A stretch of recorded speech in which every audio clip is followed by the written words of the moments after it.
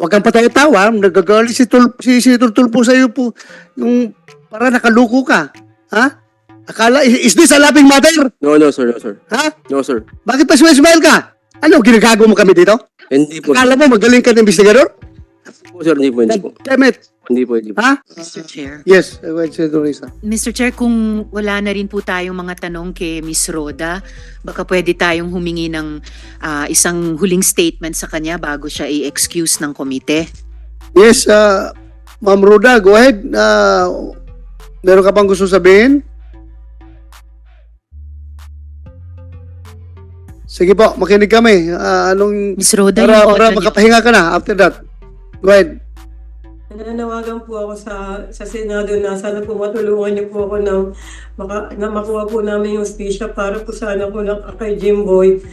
At po, sana po mabigyan po yung attorney namin ng mga ebidensya para po maluko po yung kaso ni Jimboy na maging murder po. Mas mataas pa po sa pinasa po ng mga pulis sa anak ko. Saka nananawagan din po ako sa mga katulad ng ina, sana po wala na pong mangyaring katulad ng nangyari kay Jimboy na pagkamala nila na mamamatay tao na wala. Sana po yung mga pulis, sana po mag-ano po sila na kung ano po gagawin nila. Yun lang po. Maraming salamat po, sa iyo. Miss Rhoda. At Mr. Chair, Miss Rhoda, inuulit lang po namin yung taus-pusong pakikiramay po sa inyo at yung pakikiisa po namin sa paghahanap nyo ng hustisya. Salamat sa gitna ng lungkot nyo, naisip nyo pa yung ibang mga magulang, ibang mga bata at naisip nyo pang manawagan sa PNP. And Mr. Chair, mamaya ililista ko rin po yung mga iba pang dokumentong hinihingi ng pamilya at yung mga abogado nila para nga po matulungan silang ihanda yung kanilang mga kaso. Pati na po siguro, Mr. Chair, contact person na pwedeng ibigay ng PNP sa mga abogado ng pamilya ni Miss Rhoda, ni Jembo. Yes, Maraming salamat, Senator Miss Risa. Rhoda. Salamat. Yes, Ma'am Rhoda, maraming salamat. And we will do that. General Sermonia, magkuhan ka ng layason doon sa pamilya. Mag-assign kayo ng layason na tao, layason officer para tutulong sa kanila. At para madagdagan na rin, mawawala na rin yung takot nila na natitreat sila, baka barilin daw sila sa ating gabi. Mag-assign ka ng tao doon na mag-layason sa kanila. Yes, sir. Para yung mga pangangailangan nila matulungan. Actually, sir, according to General Gabas, from the very start, we started reaching out to them, and we're continuously doing that, sir. Sabi ko, the chief mismo, and yung choice of their own na policeman kung sinong gusto niya, sir. Okay. Para General tuloy-tuloy Gapas, sa rin. please do it, ha? Salamat, Mr. Sige, Chair. Ma'am Rhoda, excuse ka na. Pwede ka nang pahinga.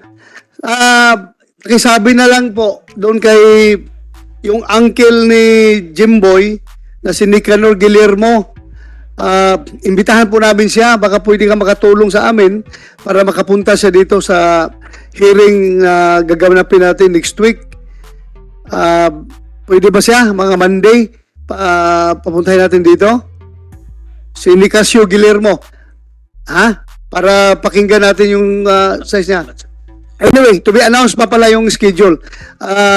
Inform lang namin kayo sa schedule. Thank you po. Salamat, ha? Salamat. So, Captain Anthony Mundihar, mag-out muna kayo. Mag-take out. Yes, mag-administer mo ng out ang kumsek.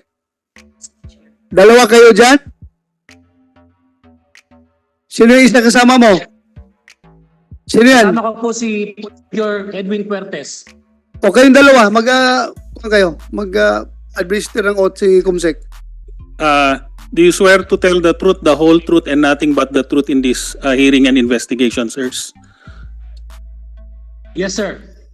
Thank you, Yes, sir. sir. Please take your seat, sir.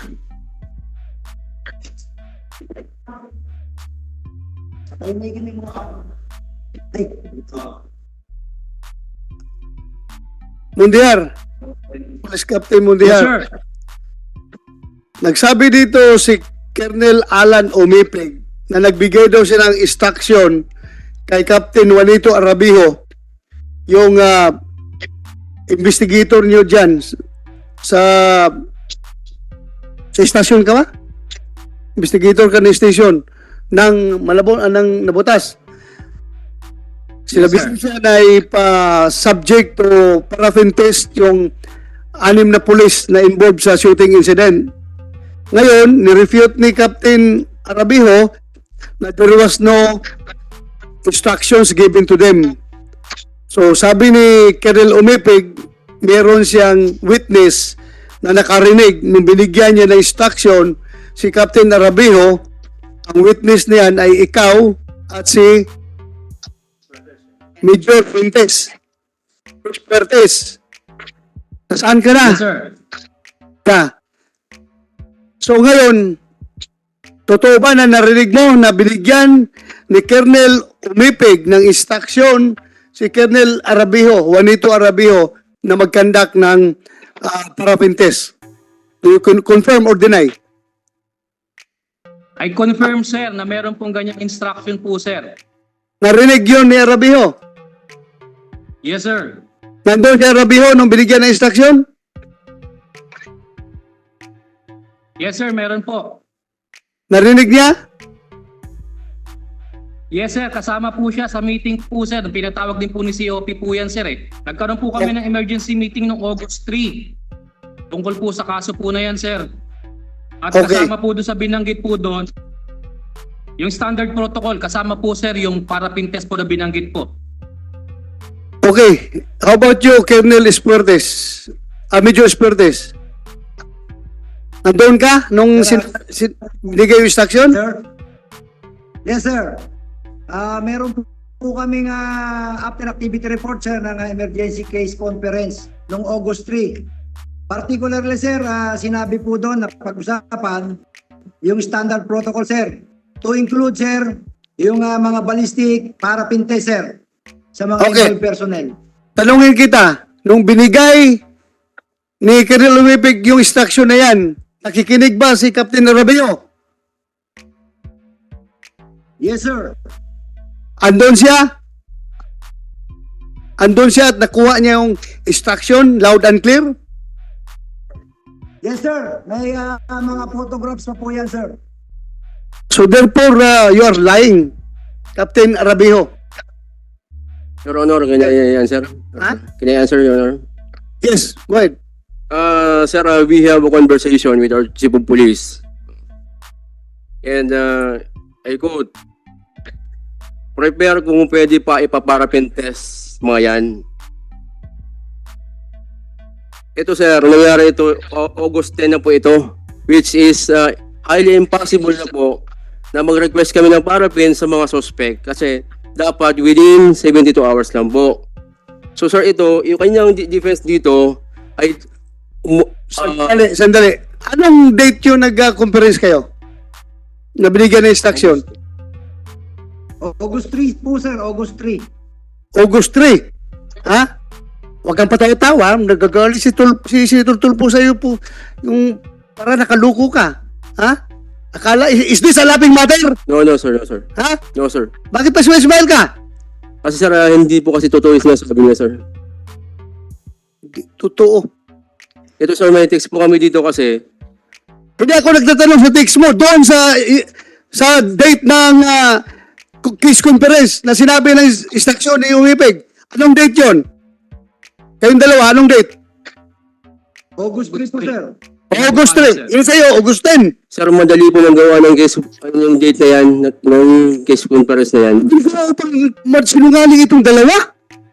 Ha? Anong araw yung case conference nyo? August 2, Your Honor. August 3. Ito, sir, basahin ko po yung laman po ng text po namin, ni COP. Para Ano po, text? Ano? yung text po sa akin ni COP, sir. Hindi ako nagtatanong sa text. Ang tanong ko yung conference. Kung saan binigyan ka ng instruction. Verbally. Doon sa conference. Bakit mo ko bigyan ng text? Sir, ito po kasi ang katunayan na wala pong ganun instruction. Instruction. Sinabi na nga itong dalawa. Tatlo na nga sila nagsabi.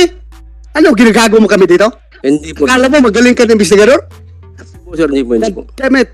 Hindi po, hindi po. Ha? Sir Teresa, can you please move for the citing in contempt of this. I will do so in 1 second, Mr. Chair. Huling tanong na lang kay Mr. Galvez. Kung maaari, Mr. Chair, bago ko i-move. Yes. Mr. Chair, salamat. Gusto kong bigyan ng huling-huling chance si Mr. Galvez. No, patotohanin talaga. Yung sinabi ni Colonel Umipig, yung sinabi ni Captain Mondejar, yung sinabi ni Major Fuertes, no? Yung sinabi ng iba yung mga colleagues dito. Naalala nyo po ba yung instruction na yan? August 3 sa emergency meeting tungkol sa after action report na talagang nag-utos si Colonel Umipig ng paraffin test sa buong 19 na iyon. Actually, Your Honor po, hindi po ako nakaabot nung time na sinasabi niya verbally po ni aming Chief of Police yung pagkandak ng paraffin. Kasi po, kalahati na po ng briefing ako nakarating po. Kaya hindi ko po na-witness na yung verbal instruction po sa aking superior. Pero sabi nyo rin sa amin kanina, pinaalalahanan nyo si Captain Arabejo na dapat mag-paraffin test. Nung August 3 po ng madaling araw na, almost 12 o'clock na po ng umaga. Sinuggest ko po yun, Your Honor.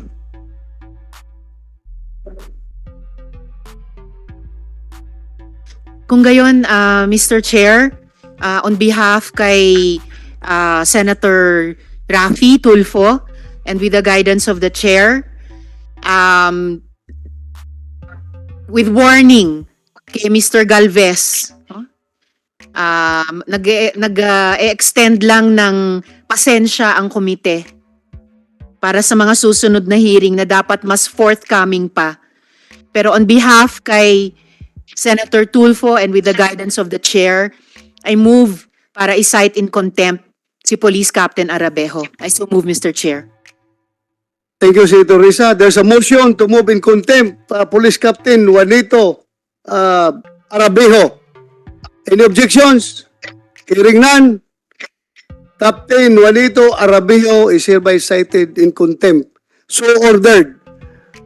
O saa? Mamaya, pagkatapos ito, dalhin nyo sa baba yan.